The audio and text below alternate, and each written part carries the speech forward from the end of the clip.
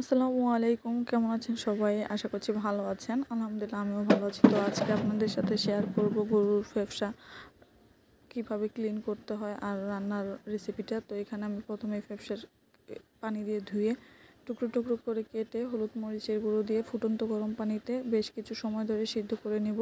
সিদ্ধ দেখতেই পাচ্ছেন কীরকমভাবে সিদ্ধ করতে হবে। এরকম করে সিদ্ধ করা হয়ে আসলে নামিয়ে উপর থেকে যে আবরণ আছে ফ্যাপসার উপরের এই যে চামড়া, উপরের এই চামড়াটাকে তুলে নিব।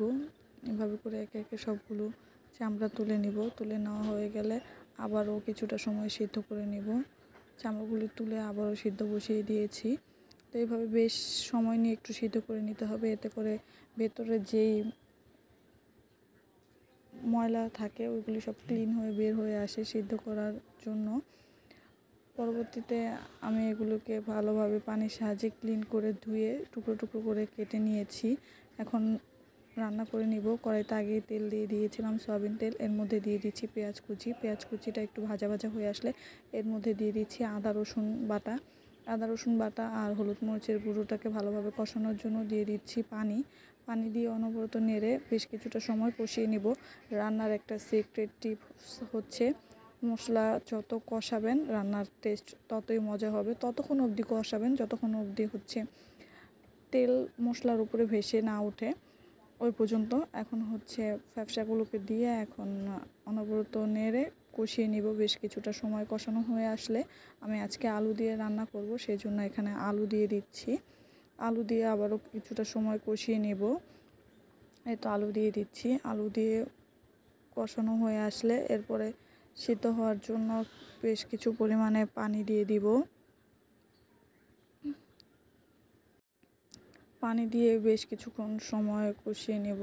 হালকা হালকা অল্প অল্প করে পানি দিব, যাতে করে হচ্ছে মশলাটা ভালোভাবে কষানো হয়। আমি আগেও কষিয়ে নিয়েছি ফ্যাপসার সাথে আলু। এখন পর্যাপ্ত পরিমাণে পানি দিয়ে দিচ্ছি খাবারটা সিদ্ধ হওয়ার জন্য। তরকারিতে বেশ কয়েকটা বলক তুলে নিব। এরকমভাবে তরকারিতে বলক হয়ে আসলে খুব ভালোভাবে হচ্ছে খাবারটা সিদ্ধ হয়ে যাবে। সিদ্ধ হলে ঝোলটাকে একটু টানিয়ে নিব বেশ কিছুক্ষণ সময় ধরে। এই যে এরকম ঘন হয়ে আসবে, এর মধ্যে দিয়ে দিচ্ছি জিরা গুঁড়ো। এটা হচ্ছে আমাদের বিক্রমপুর মুন্সিগঞ্জে মানুষেরা খাবারে ব্যবহার করে তরকারির মধ্যে, যাতে করে ঝোলটা একটু তাড়াতাড়ি আঠালো টাইপ ঘন হয়ে আসে, দেখতেই পাচ্ছেন। আর এটা আমি জিরা গুঁড়ো দিছি। আর আমাদের বিক্রমপুর মুন্সিগঞ্জে যেটা ইউজ করে সেটা হচ্ছে জিরা, পেঁয়াজ, রসুন একসাথে ভেজে তেলের মধ্যে পরে বেটে ওটা ব্যবহার করে। তো এখানে আমি শুধু জিরা গুঁড়োটাই দিছি। দেখতে পাচ্ছেন মাশাআল্লাহ কতটা পারফেক্ট হয়ে গেছে রান্না। খেতে মাশাআল্লাহ অনেকই স্বাদ হয়েছিল। তো আজকের রেসিপি এই পর্যন্তই। দেখা হবে পরবর্তী কোনো ভিডিও নিয়ে। ততক্ষণ পর্যন্ত ভালো থাকবেন, সুস্থ থাকবেন। আল্লাহ হাফেজ।